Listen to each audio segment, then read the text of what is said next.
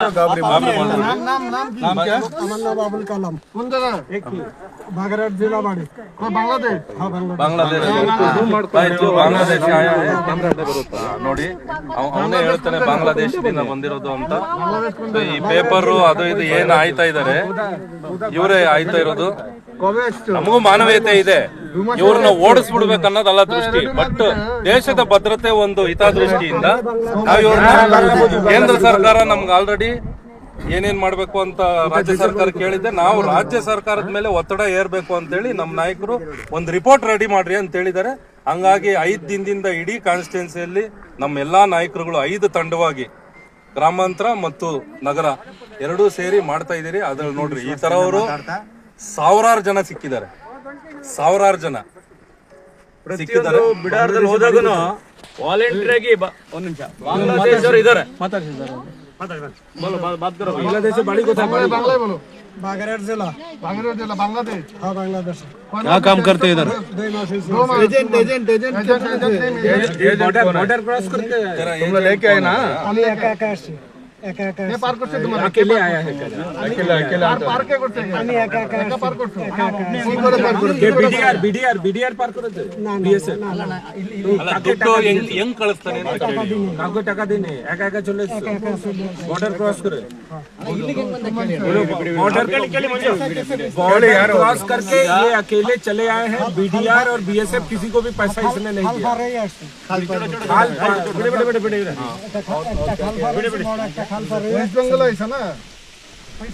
ಸಾರ್ವಜನಿಕರಲ್ಲಿ ವಿನಂತಿ ಮಾಡ್ತಾರೆ, ದಯವಿಟ್ಟು ಇಂತಹ ಒಂದು ಬಾಂಗ್ಲಾದೇಶಿಯರನ್ನ ಕೆಲಸಕ್ಕೆ ನಾವು ಇಟ್ಕೊಬಾರ್ದು.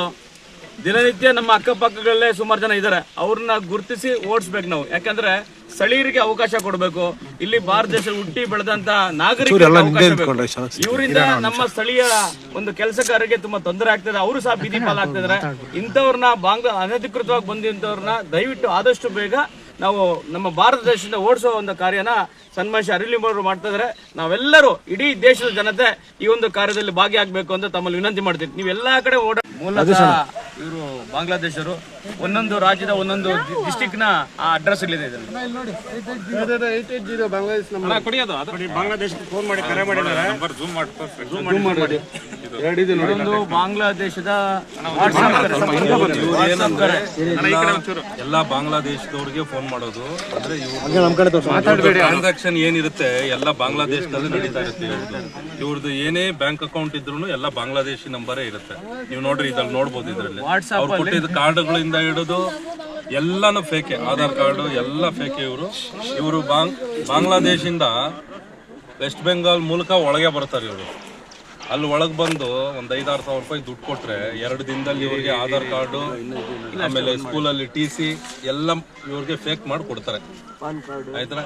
ಹೆಚ್ಚು ಕಮ್ಮಿ 2 ಕೋಟಿ ಜನ ನಮ್ಮ ಭಾರತದಲ್ಲಿ ಇದ್ದಾರೆ ಇವಾಗ ಬಾಂಗ್ಲಾದೇಶದವರು. ಬಂದು ಇಲ್ಲೇ ಸಂಸಾರ ಮಾಡಿ ಮಕ್ಕಳು ಮಾಡ್ಕೊಂಡು ಇನ್ನೊಂದಷ್ಟು ಜನ ಆಗಿ 2 ಕೋಟಿ ಇಂತಾನು ಹೆಚ್ಚಿದ್ದಾರೆ. ಗೊತ್ತಿರ್ಲಿ ಬಂಧುಗಳೇ ನಿಮ್ಗೆ. ಇವತ್ತು ನೀವು ಈ ಟೆಂಟ್ ನೋಡ್ಬೋದು, ಎಲ್ಲ ಈ ಕಸ ಆಯೋದು ಇದೆಲ್ಲ ಇವ್ರದೇ ನಡೀತಾ ಇರೋದು.